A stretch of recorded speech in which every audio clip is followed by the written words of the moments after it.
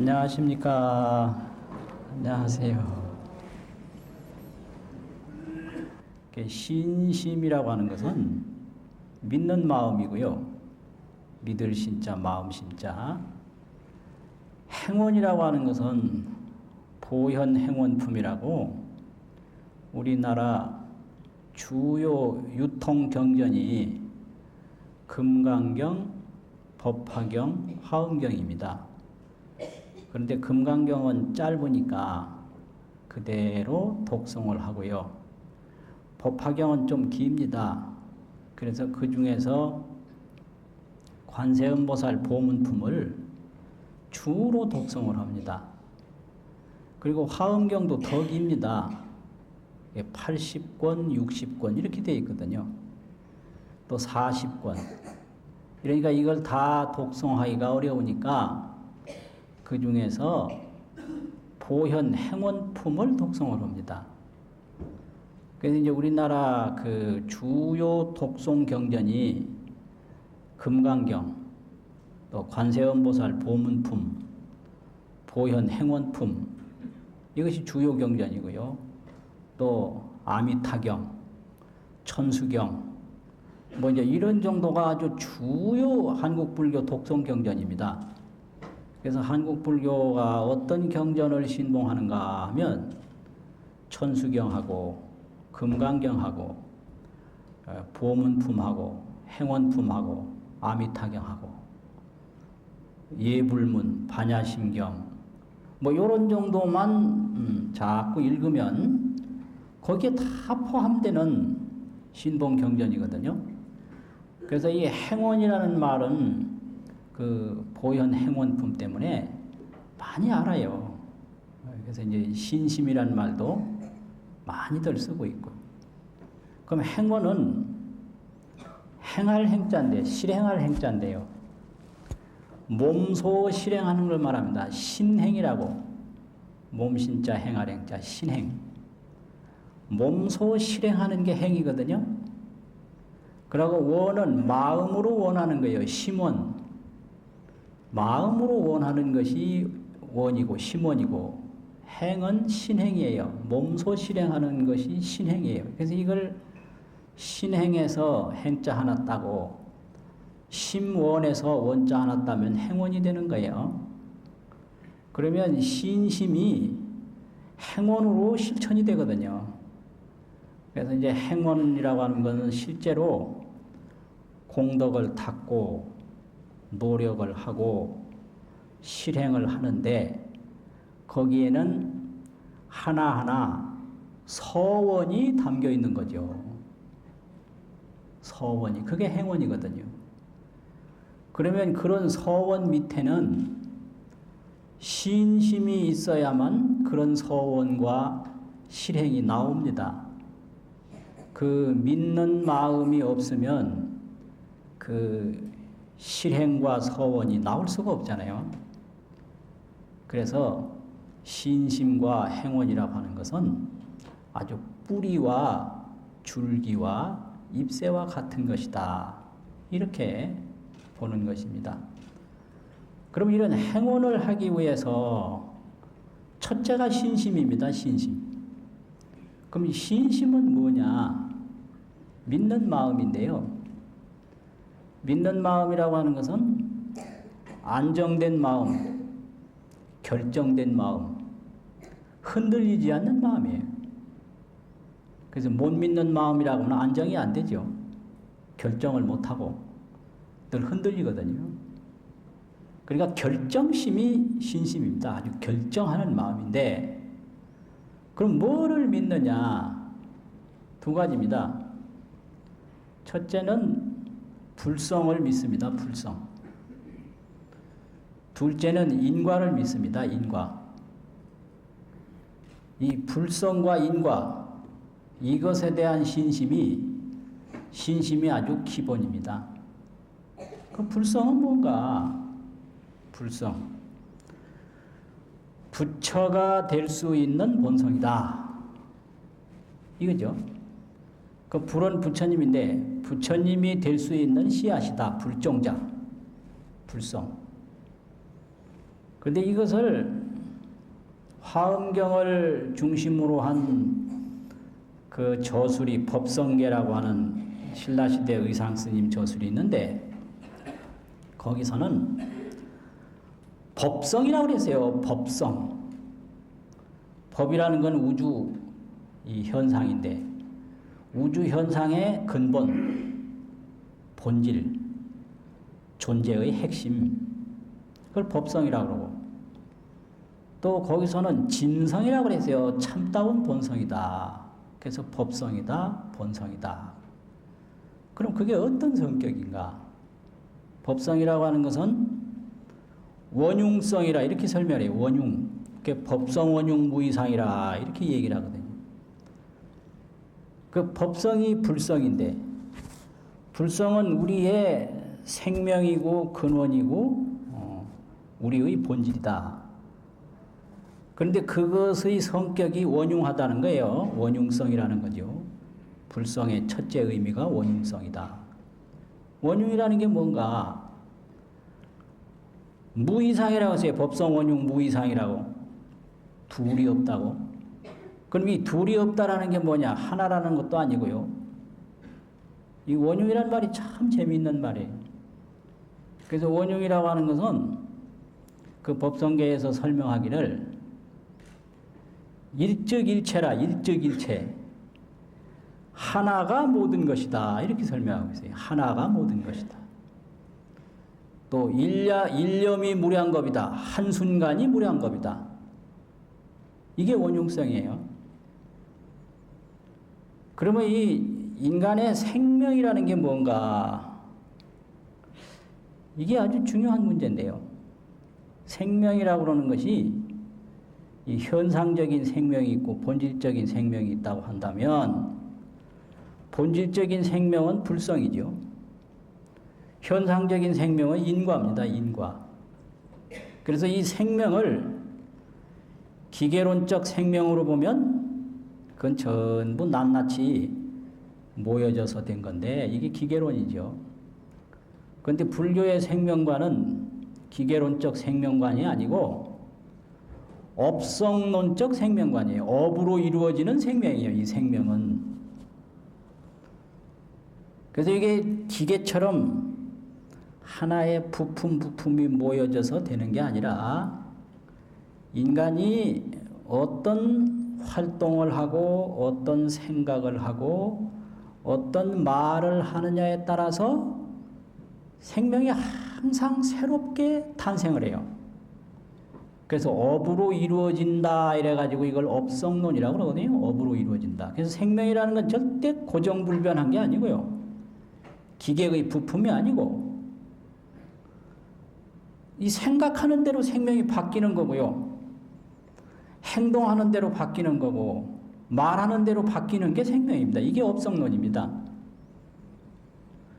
그렇게 될 수 있는 이유가 그 불성이라고 하는 것은 원흉성이기 때문에 하나가 모든 것이 되고 모든 것이 하나가 되고 일찰나가 무량겁이 되고 일념 즉시 무량겁 그 말이 있거든요. 그 일념이라는 건 찰나라는 말이에요. 일찰나가 무량겁이고 무량겁이 일찰나고 이게 원흉성이고요.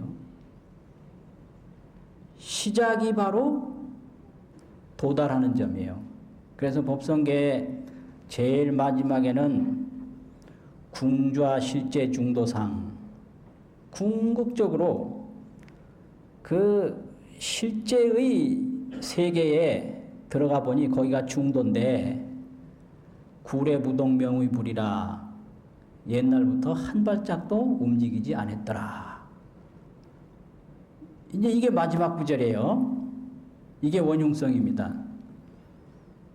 그러니까 이 불성에서 보면 하루를 살아도 영원하게 산 거고요. 억만 년을 살아도 일순간을 산 거고 이게 일념 역시 무량겁, 무량원겁 적일념이에요. 그 이 세계에 들어가야 돼요.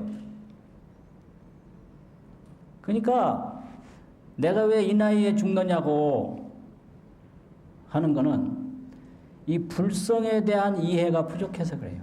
일념 즉시 무량겁이요 무량원겁이 적일념이라는 것을 애우기만 할 것이 아니라 몸소 느껴야 되거든요. 이걸 체험이라고 그러고, 인간은 몸으로 느끼는 게 최고입니다. 머리로 생각하는 거는 힘이 약해요. 체험.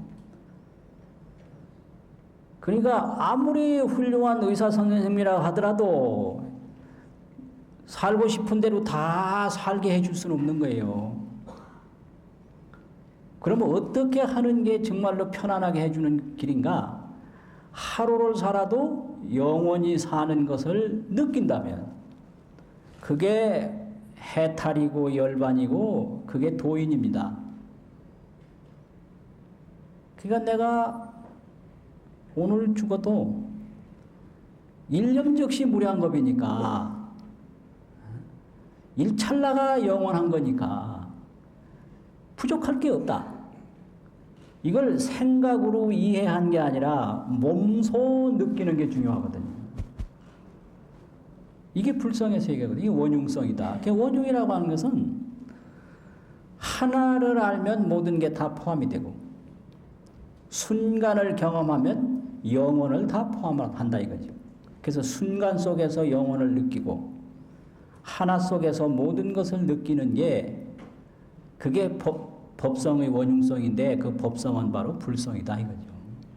법이라는 건 우주의 본성인데 우주의 본성은 알의 본성과 똑같다 이게. 불이라는 건 안단 말이거든요. 이게 원흉성이에요. 원흉성. 그리고 이 불성이라고 하는 건 이제 금강경에서 반야로 설명되는데 반야에서는 청정성이에요. 청정성. 청정성이라고 하는 건 뭐냐? 불생불멸이요, 불구부정이요, 부증불감이다.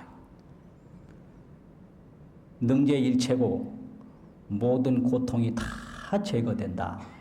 진실불허다. 진실에서 전혀 헛됨이 없다.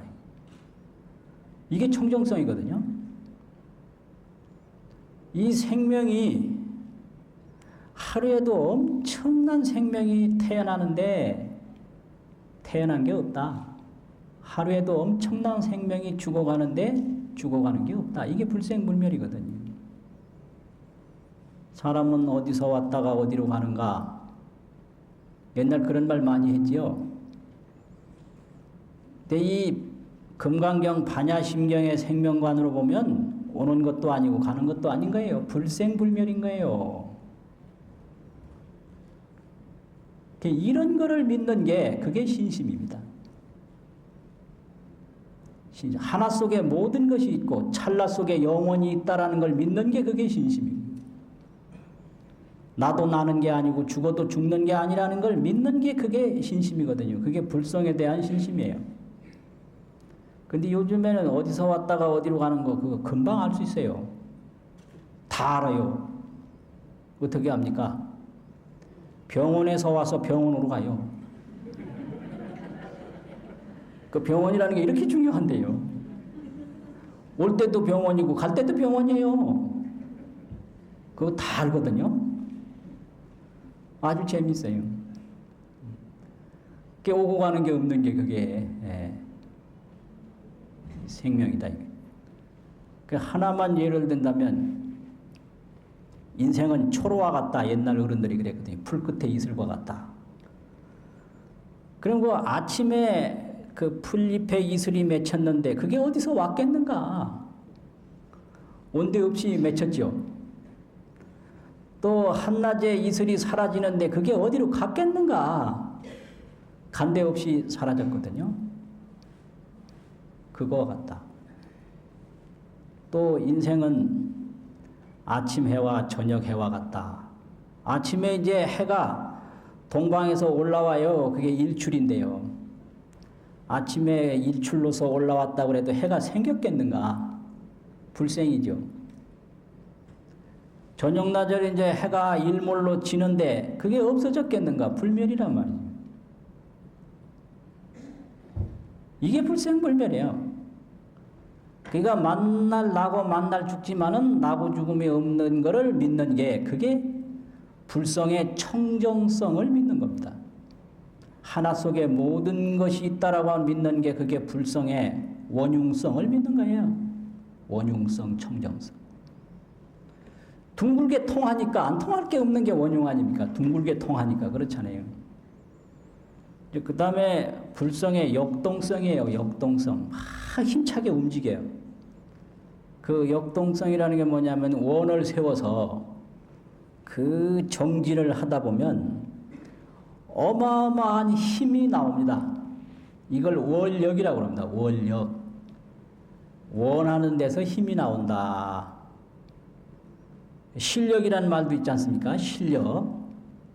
사실만큼, 진실만큼 힘찬 게 없다. 이게 실력이죠. 권력이라는 말도 있는데 권력은 다른 사람이 갖다 준 힘이에요. 옛날에는 국왕으로부터 권력이 나왔는데 요즘엔 국민으로부터 나오거든요. 그래서 국민이 준 권력을 해소해버리면 없는 거예요. 국왕이 준 그 권력을 빼앗아버리면 없어요. 그거는. 그래서 권력은 아주 위험한 힘이고 실력, 진실과 사실에 근거한 힘, 이게 중요한데 그런데 실력보다 더 중요한 게 원력. 아주 이 서원이 견고하고 확실할 때 힘이 엄청나게 나오거든. 그래서 이 원력과 비슷한 게 의지인데요. 의지. 조선시대에 아주 유명한 서산 스님께서 법문을 하시기를 지지소재에 지, 뜻이 있는 곳에 기억수지하고 인간의 기운이 따라간다 이랬어요. 기가 또한 따라간다. 따를 숫자. 인간에게는 혈기, 원기, 이 기라는 게 있거든요. 양의사 선생님들은 기를 잘 안 믿더라고요. 희한한 분들 많아요. 아니 자기 경험만 믿으면 인간이 몇백 년 경험해도 다 못하는데 이 무궁무진한 세계의 원리를 어떻게 혼자 다 경험해요. 그러니까 천하의 이치는 무궁한데 개인이 경험할 수 있는 건 한정적이다. 그러니까 내가 경험을 못해도 있을 수가 있다. 이렇게 열린 마음을 가지고 공부를 해야 나이가 많아도 발전을 하고 성장을 하지 아예 닫아놓고 하면 안 되거든요. 그러니까 그 전에 이제 경험한 한의사분들 보면 뭐 양의에 대해서 믿는데 양의사분들은 뭐 한약 먹었다 그러면 얼굴 이렇게 돌려요. 희한하더라고. 왜 얼굴 왜 돌려? 왜 먹고 나았는데 그렇잖아요. 예. 그런데 그게 이 혈을 움직이고 혈을 끌어가는 기가 있는 거예요. 그래서 기가 죽었다, 기가 살았다. 분명히 그런 게 있거든요. 그런데 기가 어떻게 해서 살고 죽고 하느냐? 뜻이 있으면 기가 따라온다는 거예요. 기억수지라. 뜻이 있으면. 그런데 기지 소재에 이 기가 있는 곳에 천지역수지라 천지가 따라온다는 거예요. 하늘과 땅이 따라온다는 거예요. 그래서 천지도 불능탈필부지지라 하늘과 땅도 한 개인의 뜻을 빼앗을 수가 없다. 이렇게 말씀하셨어요. 그래서 이 뜻이라는 게 이렇게 중요해요. 뜻이라는 게. 그래서 이 뜻을 잃어버리면 모든 게 다 잃어버리게 되는 거거든요. 뜻. 그러니까 이 원이라는 게 그만큼 중요한데요. 그 원이 어디서 나오는가? 불성의 한 기능이에요, 그게. 그러니까 이 불성에는 이렇게 원력과 같은 역동성이 있고, 이 청정한 불생불멸의 청정성이 있고, 통하지 않는 데가 없는 원흉성이 있다, 이런 얘기죠. 이게 바로 이 불성입니다. 이걸 믿어야 돼요. 이것을. 그게 신심이에요. 두 번째는 인과인데, 인과라는 건 뭔가 자업자득이에요. 인과는 어려운 게 아니라 자업자득. 자업자득이 뭐냐? 내가 밥을 먹어서 내 배가 부르다 이거예요. 어머니가 밥을 자시면 그거는 이 어머니처럼 가까운 분이 없어도 어머니 배가 부르지 내 배는 안 부르다.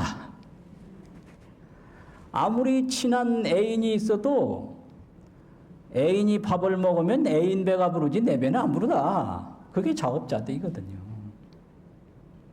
어떤 분은 그래요. 나는 먹은 것도 없는데 살쪘다고. 새빨간 거짓말이에요.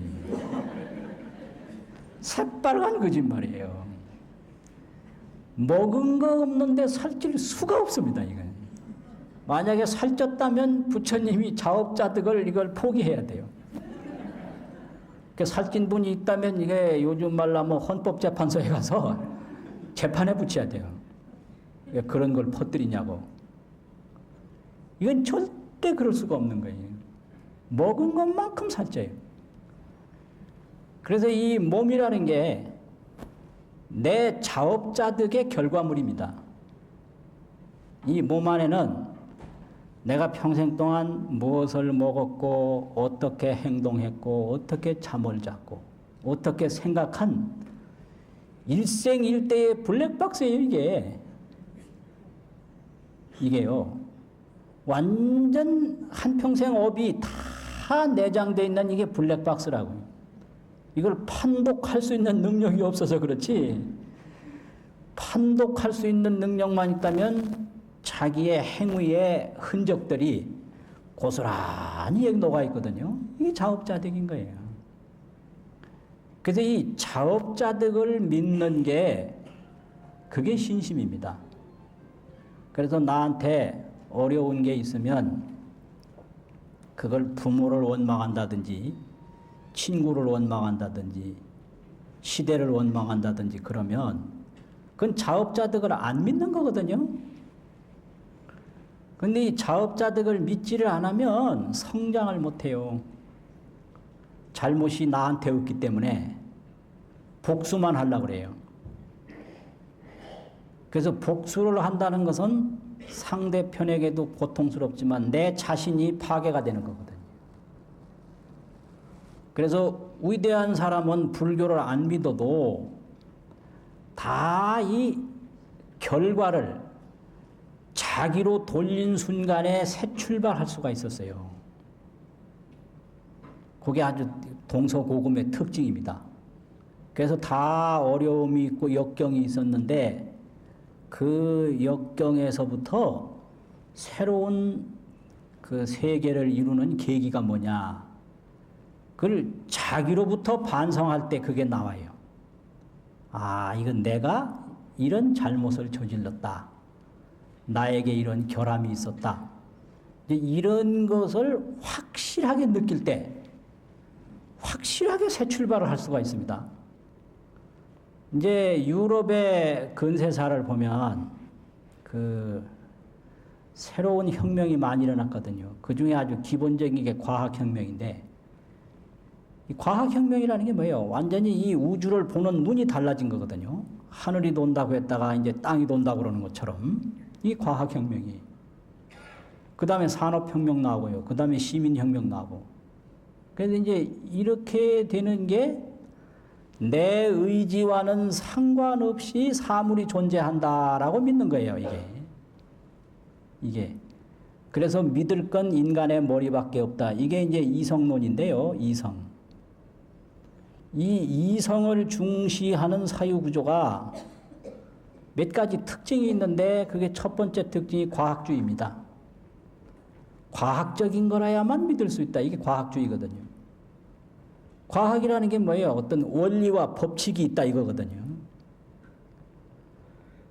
원리와 법칙이 있다. 이 과학주의거든요. 그래서 이 과학주의가 마지막엔 뭐 산업화로 연결돼가지고 이게 자본주의가 된 거고요. 그 자본주의가 나중에는 향락주의로 되는 거예요. 이게 아주 지금 현대의 아주 중요한 사조인데, 과학주의, 자본주의, 향락주의. 그럼 향락주의 그 다음에는 어디로 가느냐? 갈 곳이 없어요. 그러면서 이거를 하면서 인륜이 파괴가 되고 인성이 붕괴가 되고 자원이 고갈되고 환경이 오염돼서 이러한 그 현대사조가 합리주의로 출발했는데 완전히 비합리성에 봉착을 한 거예요, 지금. 그래서 합리주의를 주창했던 유럽에서부터 또 미국에서부터 이 합리주의를 초월한 탈출구를 찾으려고 엄청나게 애를 쓰는데요.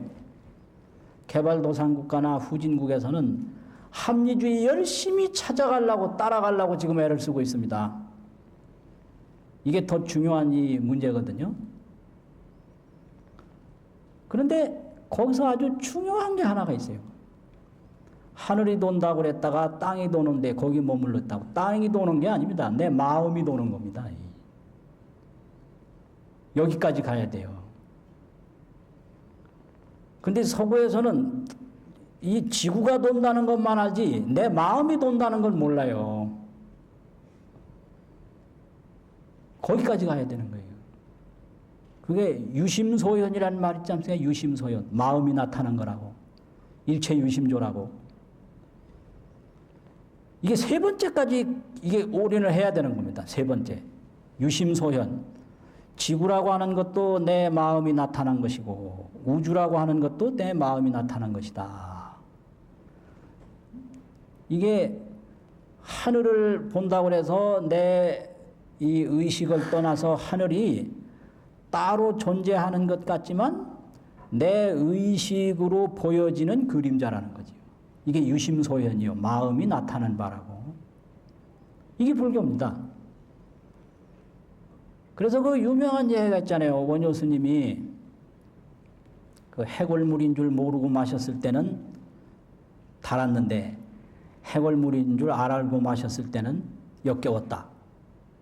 이 유쾌하고 불쾌한 게 이게 뭐 물에 어떤 원소가 들어있고 무슨 뭐가 이게 함량이 돼 있어서 그런 게 아니라 내 유심소현이다. 내 생각의 산물이라는 거죠. 그리고 중국의 육조해능 스님이 유명한 법문 있잖아요. 깃발이 움직이느냐 바람이 움직이느냐 논쟁을 일으키는 걸 보고 깃발이 움직이는 것도 아니고 바람이 움직이는 것도 아니고 그 다음 답변 뭐죠? 내 마음이 움직이는 거다. 이거 되는 거예요. 그래서 보고 듣고 느끼는 게 다 자업 결과에 자기 업의 결과인 거예요. 그래서 업을 지은 만큼 보고 업을 지은 만큼 듣는다. 이게 아주 중요한 겁니다. 그래서 업이 달라져야 세계가 달라지는 거지. 업이 작고 어리석고 어두울 때는 세계를 아무리 봐도 어두울 수밖에 없고 세계를 아무리 봐도 작을 수밖에 없다. 이게 불교입니다. 그게 자업자득이에요. 그래서 내 눈에 보이는 게 지금 확실히 나와는 상관없이 있는 것 같지만 이건 어리석게 보는 거고 알고 보면 내 업에 의해서 보는 거지 나와 상관없이 있는 게 아니라는 거죠. 내 업이 달라지면 세계가 다 달라진다는 거죠. 그런데 이런 얘기를 하면요 대략 관심들이 없더라고요. 이게 왜 그러냐? 이 합리주의에 물이 들어가지고 그래요. 그 합리주의라는 게 아주 비합리적이라는 거를 체험하면서 잘 살라고 막 산 부수고 막 이래가지고 했는데 결국 산도 없어지고 가족도 없어지고 남는 건 내 목숨 하나 있는데 목숨은 점점 늙어가니까 별별 수단을 다 써도 이제 자꾸 허무해지고 이게 합리성이라는 게 완전히 비합리성이라는 걸 눈앞에 느끼면서도 이 합리주의에 깊이 이게 오염이 돼서 이런 거를 잘 안 믿어요. 내 마음에 의해서 우주가 나타난다는 걸 못 믿어요. 그래서 반야심경을 뭐 맨날 외우며 불생불멸 막 그냥 힘차게 애우는데 아이고 이거 죽으면 어떡하나 이 신심이 없는 거예요. 그래서 신심이 그렇잖아요. 그래서 이게 내 마음이 움직이는 거니라 그거 하나만 잘 믿으면 불교 다 아는 거거든요. 그리고 그 유명한 이야기가 또 있지 않습니까? 그 조선시대 초기에 유명했던 무학스님이라고 계셨잖아요. 무학스님. 또 조선 왕조를 처음에 세운 태조 이성계 태조대왕이 있지 않습니까? 그 태조대왕과 무학선사가 한낮에 따뜻한 햇빛 아래서 대화를 했다고 그러잖아요. 농담 주고받기 했다고 하잖아요. 그래서 이제 농담을 좀 해보자고. 그래 하자고 그랬대. 그래서 이제 태조대왕이 무학스님 보고 돼지 같다고 그랬잖아요. 돼지 같다고. 그러니까 무학스님은 태조대왕 보고 부처님 같다고 그랬잖아요. 그러니까 왜 농담하자고 하고 진담하느냐고 이제 태조대왕이 따졌어요. 그러니까 그게 아니다. 그럼 뭐냐? 이 저 안으로 관지즉 저야요. 저자가 돼지 저자거든요. 저 안으로 관지즉 돼지의 눈으로 보면 돼지고, 이 불안으로 관지즉 불야라. 부처의 눈으로 보면 부처다. 그게 그 답변이에요. 그러니까 부처로 보이는 사람은 자신이 부처니까 부처로 보이고, 돼지로 보이는 사람은 자신이 돼지니까 돼지로 보인다. 이게 불교의 세계관입니다. 그래서 이 물리학이라고 하는 것도요, 실험적 결과를 중시하는데 거기서 하나 놓치고 있는 거예요. 어떤 마인드를 가지고 실험을 하느냐, 그 생각에 따라서 결과는 다르게 나타나는 거예요. 이게 절대 거짓말 아닙니다, 이거예요. 그 실험하는 사람의 마인드, 마음, 그게 결과를 결정해버리는 거예요. 그걸 몰라요. 그래서 아주 고등물리학에 들어가면 실험자의 마음 상태가 이미 결과는 결정해버리는 거예요. 그만큼 중요한 거예요. 그러니까 내가 부처님 마음을 가지고 딱 보면 부처님 보이는 거예요, 그대로. 내가 돼지 마음을 가지고 딱 보면 그냥 돼지로 보이는 거예요. 그래서 요즘 사랑도 마찬가지예요.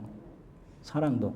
내가 사랑하는 마음을 가지고 애인을 볼 때 사랑스럽게 보이지, 내가 사랑하는 마음이 없이 보는데 어떻게 그게 사랑스럽게 보입니까?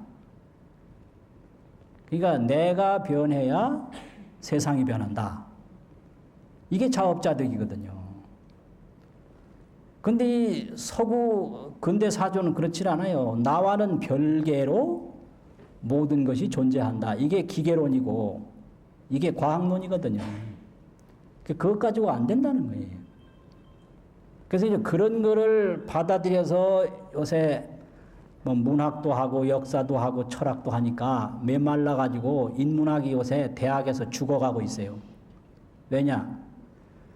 그런 공부를 하는 사람들의 마음과 인생을 소외시켜버린 거예요. 예를 들면 뭐 공자 사상을 연구한다 그러면 공자의 그 인과 의를 내 인격으로 성장시킬 생각은 꿈에도 없고 그걸 책으로만 연구하고 자기는 별개인 거예요. 그리고 오늘 아침 신문에 난 얘기인데요. 참선이 무엇인가에 대해서 연구해서 박사학위 받은 사람이 참선은 1시간도 안 해본 사람이 많다. 그게 현대의 인문학의 현주소라는 거죠. 그럼 참선에 대해서 연구만 해서 논문만 썼지, 그 참선에 대해서 연구한 자기 자신은 그냥 망가뜨리고 헛세월 다 보내고 만 거예요. 그게 현대판 인문학이다. 그러니까 죽을 수밖에 없다라는 거죠. 그러니까 업을 고쳐야 돼요. 업을. 자업자득. 그러니까요, 날씬하기를 원하는 사람이 만날 먹고 많이 자고 일 안 하고 그렇게 해보세요. 어떻게 되나.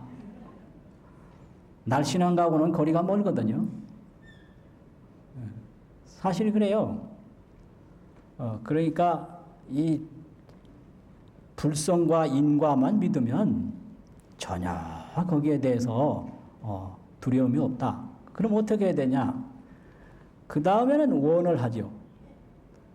내가 이런 것을 이루고 이런 것을 하고 이런 것을 하고 원을 해요. 그래서 원은 탐욕과 다르거든요.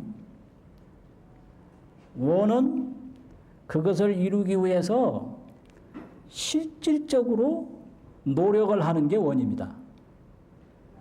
탐욕은 노력은 안 하고 결과만 탐하는 게 탐욕입니다. 그래서 이제 원을 그렇게 세우면 이 자업자득을 탁 믿으면 내가 할 일밖에 없거든요. 하는 것만큼 이루니까. 그래서 원을 세울 거 아닙니까? 원을 세우면 그 원이 이루어지도록 부단히 정진하는 거예요. 그게 행이거든요. 행원. 그래서 하고 또 하고 하고 또 하고 자꾸 하는 게 이게 행원이죠. 그래서 또 다 한 다음에 어떻게 되느냐? 그 결과를 내가 다 수용하면 그거는 또 서원이 아니에요. 열심히 해서 내가 다 쓰지 말고 나머지 부분을 다른 사람에게 회항을 해요. 돌려. 그게 또 서원입니다. 그래서 수행과 수행 아닌 것의 차이점이 뭐냐? 하는 거는 똑같아요. 하는 거는 똑같은데 수행이 아닌 것은 그 자기 노력의 결과를 자기가 소유하는 거예요. 이게 바로 일반적인 행위죠.